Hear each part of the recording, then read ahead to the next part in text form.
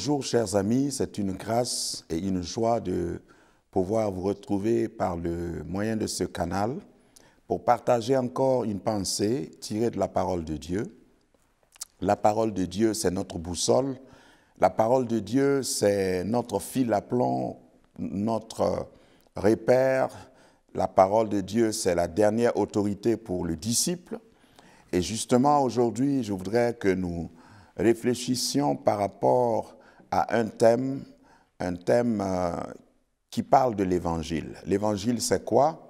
L'Évangile qui est tiré du grec ancien, qui est euangelion, veut dire bonne nouvelle. Bonne nouvelle.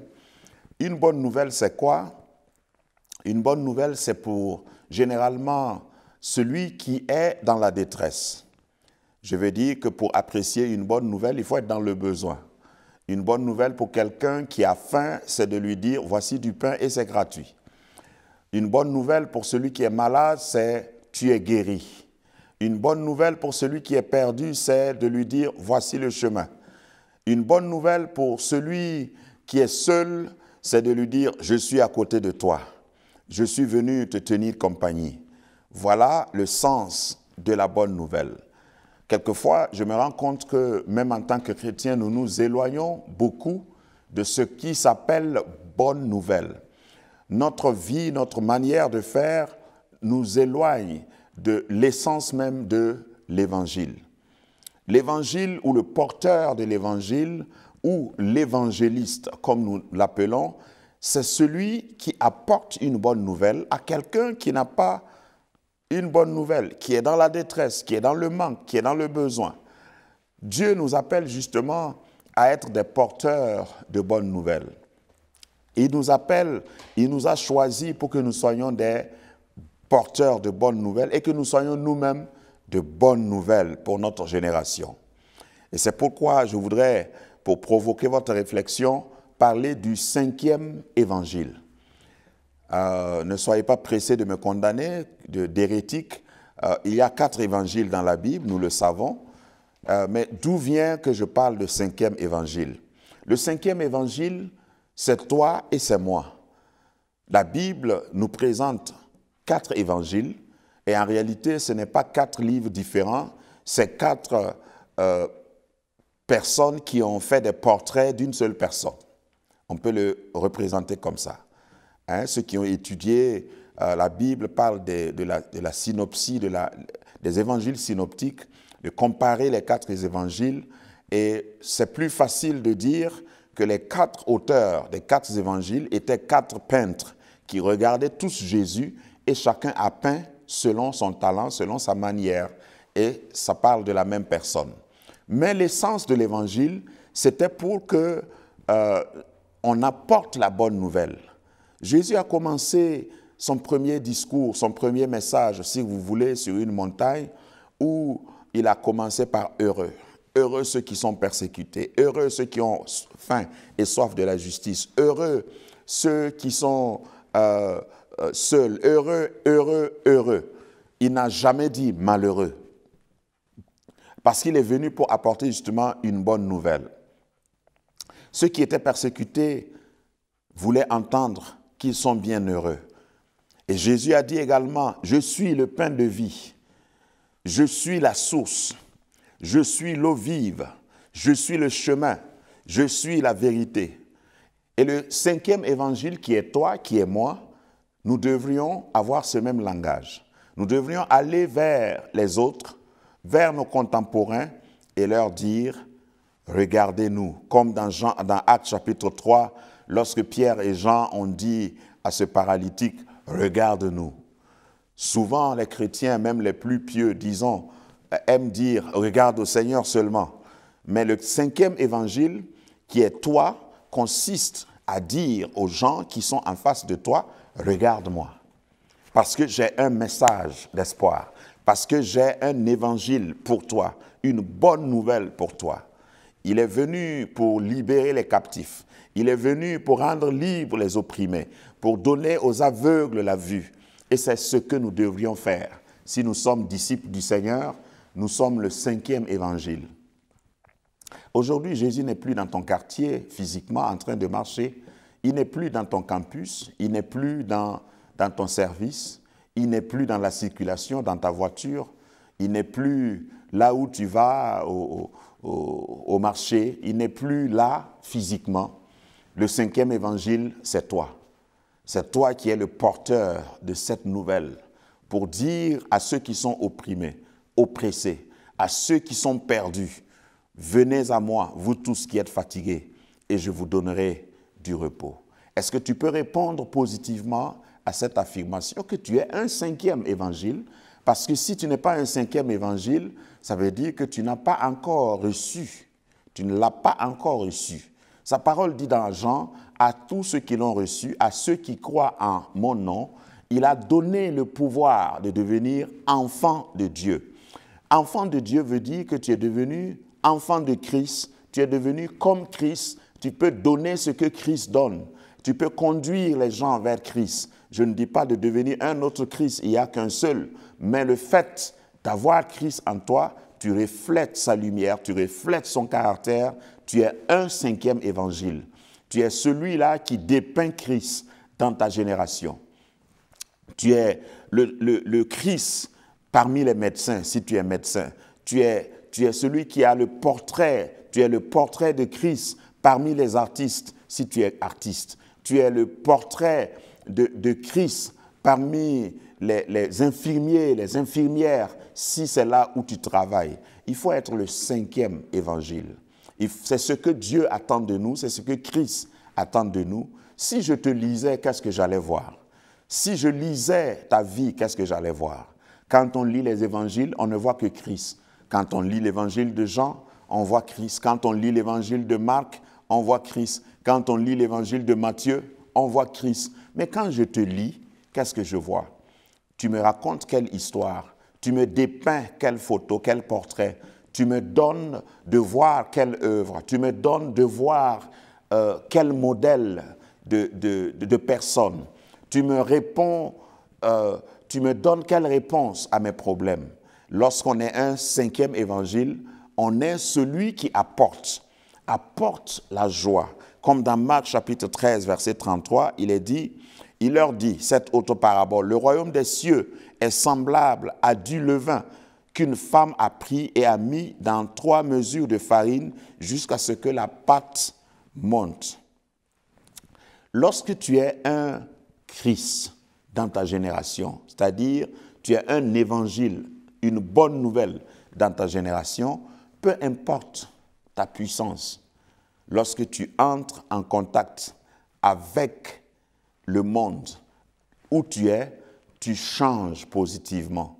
Tu apportes un changement là où tu es, dans ta famille, dans ton service. J'invite quelqu'un qui m'entend à être le 5e évangile. Un évangile qui apporte un plus-value, qui apporte une solution, qui apporte comme un baume à tous ceux qui ont le cœur brisé, qui leur donne l'espoir, qui leur donne envie de vivre. Quand nous lisons les évangiles, nous voyons que l'évangile a 4 principes acteurs ou 4 principes actifs. Nous voyons que l'évangile, c'est un message qui s'intègre. Ces 4 principes, c'est l'intégration, l'invasion, l'influence et l'impactation. Premièrement, il faut, pour être un 5e évangile du moins, il faut être quelqu'un qui s'intègre. Il faut s'intégrer à la société. La vie chrétienne ne consiste pas à se tailler une tour quelque part sur une montagne et se réfugier dans un cloison et dire « je ne veux pas avoir affaire avec le monde, je ne veux pas avoir d'interaction avec ma génération ». Pour être un 5e évangile, il faut une certaine intégration. Il faut aller là où les gens sont. Il faut souvent même quitter l'église et aller là où se trouvent les gens. En passant, je veux vous signaler que Jésus a prêché plus dans les rues que dans les synagogues. Jésus a plus agi dehors que dans la synagogue. Le premier principe acteur de l'évangile, c'est de pouvoir s'intégrer, d'être un chrétien qui n'est pas disconnecté, qui n'est pas déconnecté du monde, mais un chrétien qui est dans le monde, mais qui n'est pas du monde. un chrétien qui apporte une solution du ciel sur la terre. Intégration. Il faut que tu t'intègres. Ne fuis pas tes semblables. Ne fuis pas tes collègues. Il faut que tu puisses être avec eux sans être eux.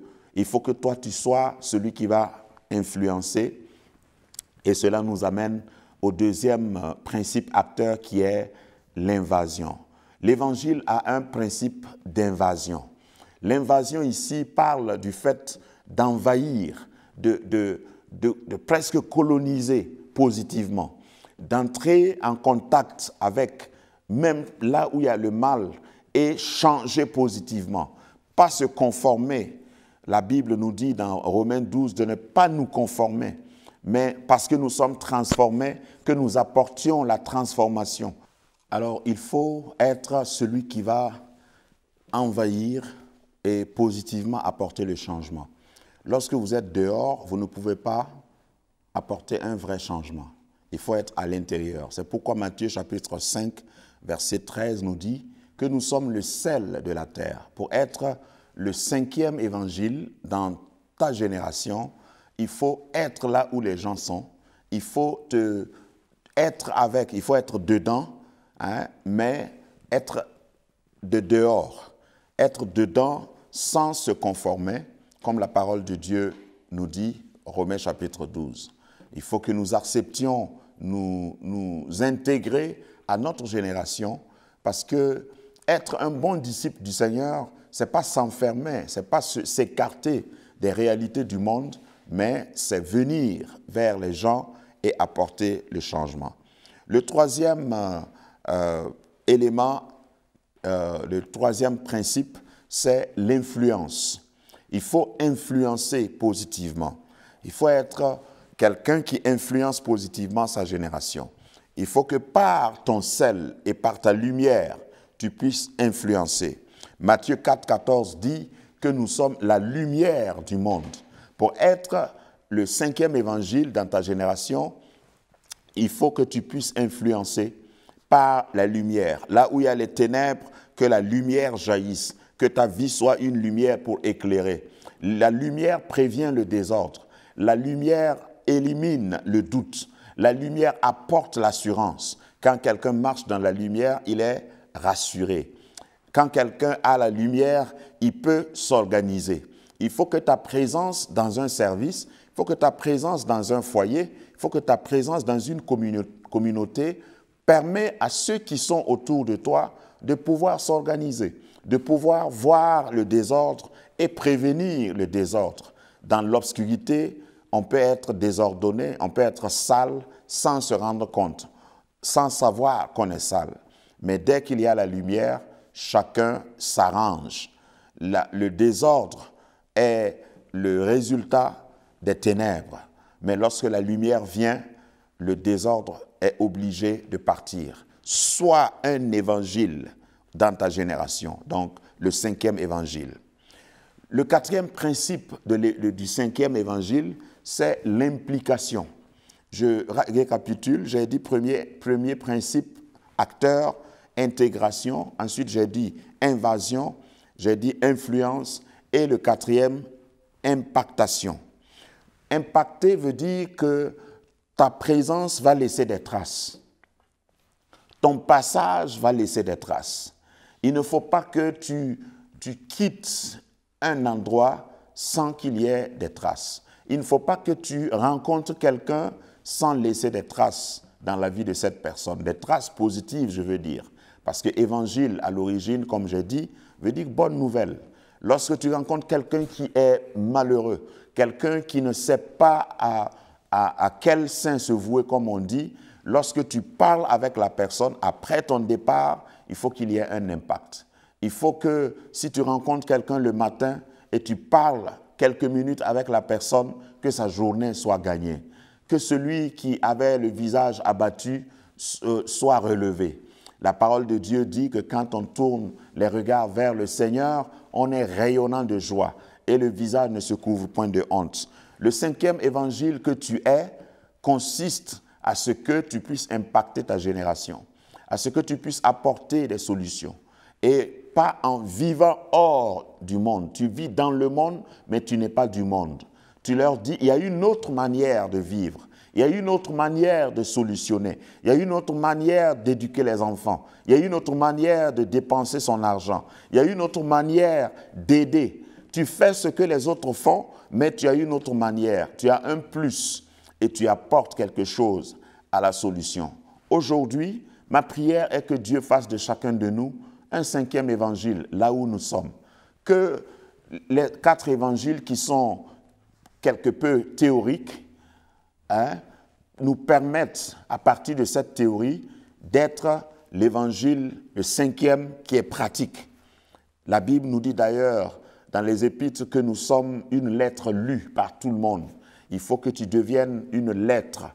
Il faut que quand les gens te lisent, quand les gens te regardent, ils sachent que tu es de Christ, que tu es né de Dieu, que tu fais le portrait de Christ et que tu apportes la bonne nouvelle, Evangelion, que tu apportes une bonne nouvelle à ceux qui sont attristés, que tu libères les opprimés, que tu donnes la vue aux aveugles, que tu puisses rendre libres les opprimés, que le Seigneur t'aide là où tu es, dans ta sphère d'activité, à être un 5e évangile, dans ton monde immédiat, dans ta nation, dans ton église même, à être un 5e évangile. Que les gens aient envie de te lire parce que tu apportes des solutions, parce que tu représentes Christ, tu amènes les gens à connaître Christ, tu amènes de la pratique dans la théorie que les gens connaissent dans les 4 évangiles écrits. Que Dieu te permette par son esprit à être le sel qui apporte un goût, qui élève le goût là où il n'y a pas de goût, à être la lumière là où il y a les ténèbres, pour pouvoir permettre à celui qui vit dans l'obscurité, qui a peur parce que l'obscurité fait peur, que là où tu es, tu puisses apporter la lumière, tu puisses apporter une solution, tu puisses éclairer ton entourage et que Dieu t'aide à jouer ton rôle. Tu es le 5e évangile aujourd'hui. Et Dieu s'attend à ce que tu puisses rendre l'image de Christ bien visible, bien concrète dans ta génération. Ma prière est que tous ceux qui m'écoutent, toi qui m'écoutes, tu puisses avoir ce désir d'être un portrait, de faire un portrait de Christ, de représenter Christ là où tu es, d'être un évangile concret, un évangile actuel et factuel, un évangile qui montre aux gens que Christ n'est pas juste une histoire, mais une réalité. Voici le sens de ce terme que j'ai employé, le 5e évangile. Et tu es le 5e évangile. Que Dieu te bénisse et qu'il t'aide à vivre, à être le 5e évangile. Parce que la puissance qui transforme, c'est l'évangile, c'est Christ. Sois un 5e évangile dans ton secteur d'activité, dans ta génération, au nom de Jésus. Amen.